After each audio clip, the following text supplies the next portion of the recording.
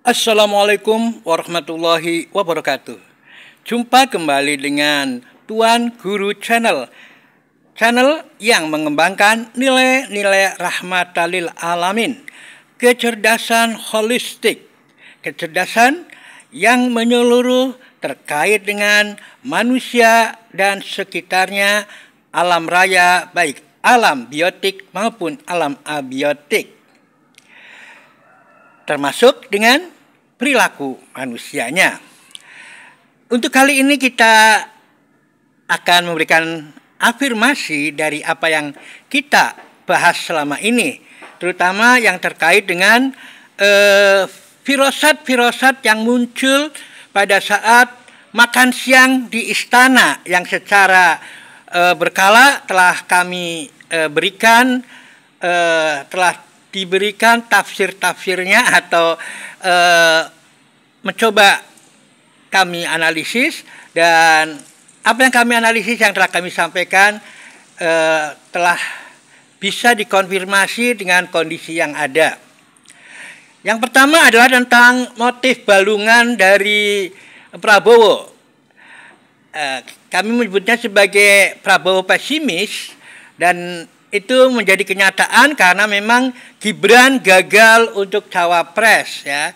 Apakah cawapres Gibran gagal juga akan berakibat dengan gagalnya Prabowo, karena memang masa pendaftarannya kalau tidak salah sudah berakhir, dan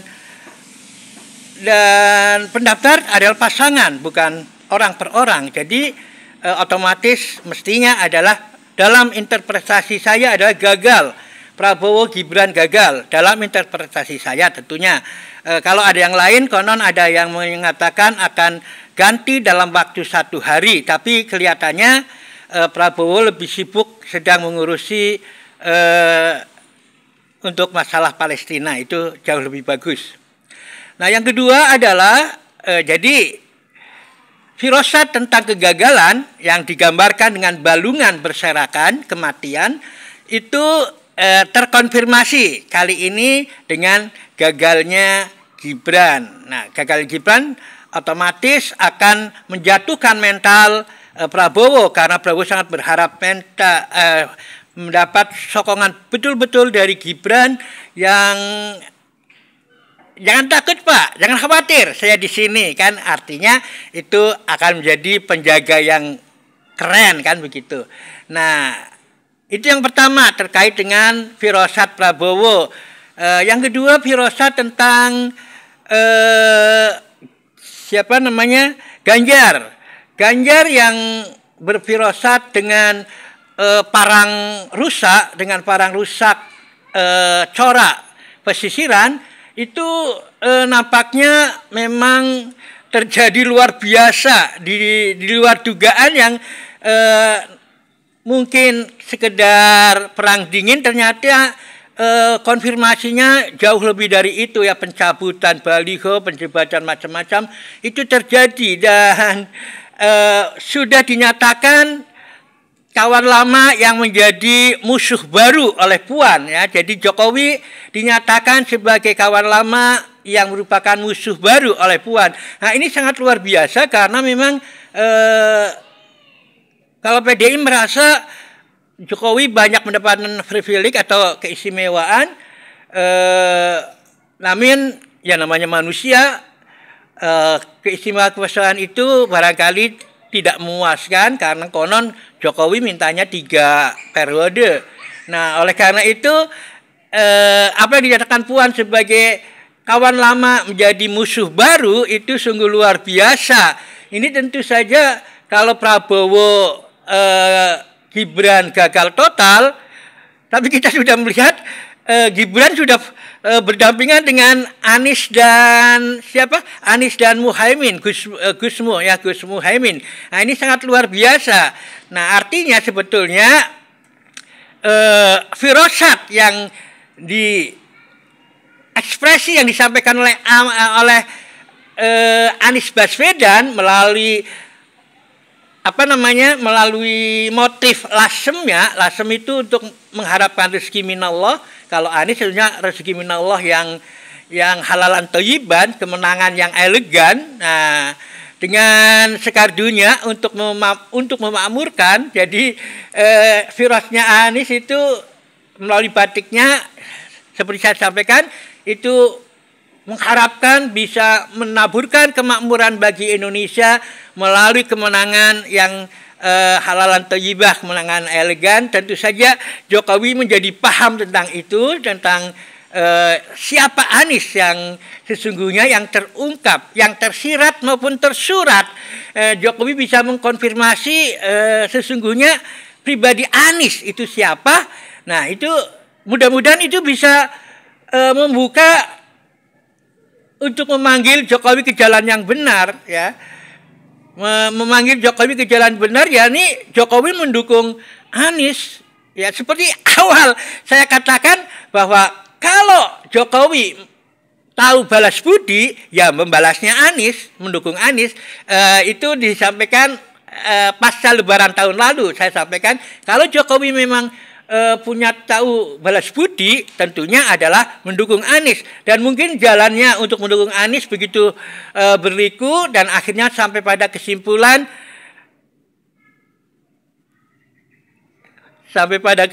kalau dulu saya belajar tafsir yang ngajar Pak Muslim, dosen sastra, mengartikan atau memberikan arti balikal kitabul la raiba fi. Inilah kitab yang tidak ada keraguannya. Jadi setelah pencarian itu mendapatkan balikal kitabul la raiba fi, kata Pak Muslim waktu itu. Saya ingat di masjid pengajian tafsir yang luar biasa, karena ditafsirkan dengan tentu saja jiwa sastranya ada di situ kan, karena beliau mengungkapkannya juga dengan puitis. Kata beliau, ya setelah mencari banyak sini, kita menemukan dalikal kitabul la raiba fi, inilah kitab yang tidak ada keraguan. Begitu kata Pak Muslim. Nah, jadi Jokowi setelah pencarian kian kemari barangkali untuk mendukung Anies itu sangat terbuka, mengingat Jokowi sudah, ya sebagai orang tua, ya seumuran saya, ya karena memang sama-sama lahirnya ya 8182 angkatan di UGM-nya, tentu saja akan punya akhirnya pada suatu kesadaran bahwa harus menempuh atau mendukung yang benar. Ya, jadi kalau Jokowi ingin kembali yang benar, ya mendukung Anies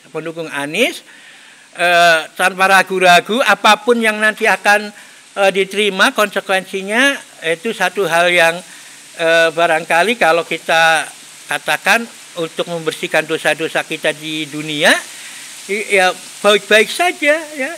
Dan saya pikir Jokowi harus berpikir juga tentang masa depan anak-anaknya yang saya sudah katakan juga kepada kepada SBY bahwa sebaiknya AHY dimentori Anies Baswedan, tetap dimentori Anies Baswedan, karena Anies adalah mentor yang baik. Dan saya pikir kalau Gibran juga dimentori oleh Anies, dengan mendukung Anies, ini akan luar biasa. Nah, tentu saja kalau kemungkinan Prabowo gagal total, ya kalau Prabowo masih bisa ganti penggantinya Gibran, ya tentu saja mendukung Anies juga tidak ada salahnya Jokowi, karena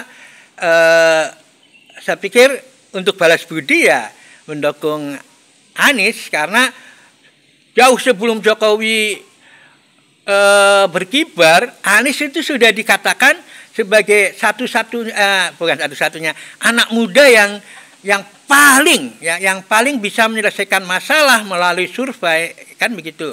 Anies adalah nomor 1, ya, atau unggulan utama dari anak muda yang bisa menyelesaikan masalah nasional itu adalah di tahun 2014. Di tahun 2014 sehingga Jokowi mengambil Anies sebagai juru bicara.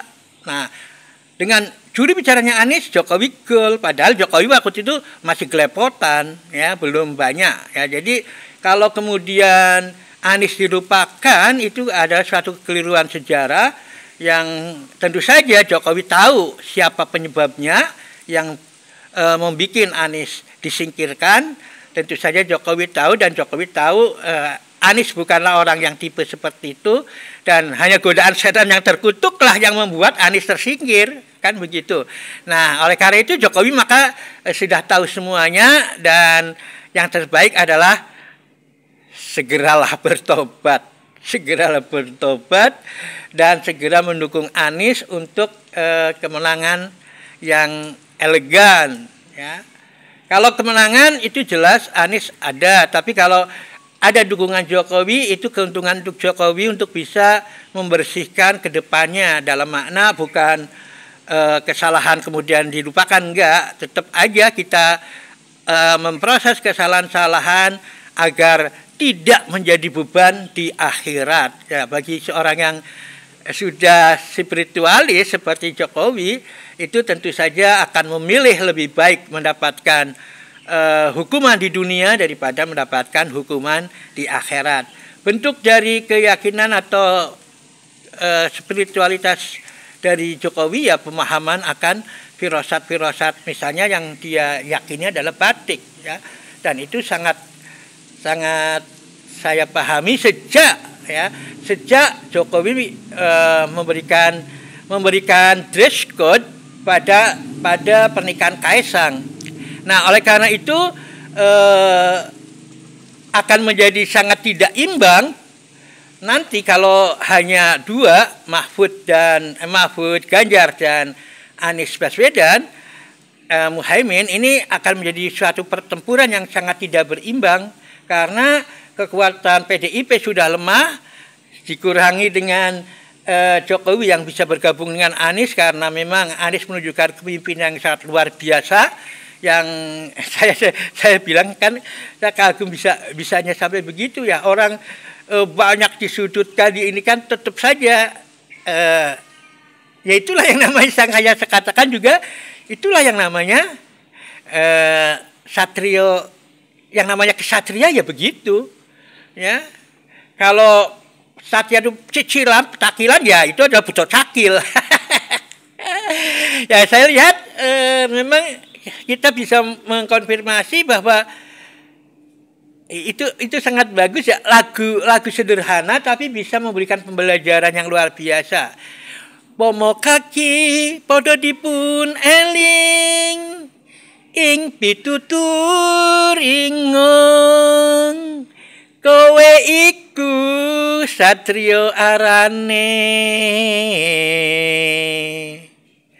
kudu anteng jatmika ing budi ruruh sarta wasis samubarangipun.